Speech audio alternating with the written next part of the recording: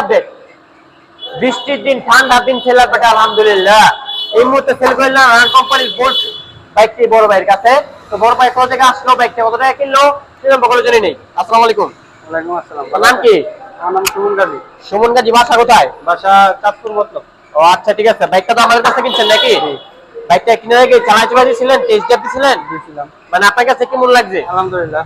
টাকার অনুযায়ী বাইক কেমন এটা কোন আগে? আলহামদুলিল্লাহ। আলহামদুলিল্লাহ নাকি? তো যাক, বাইকটা কি নাম্বার করা?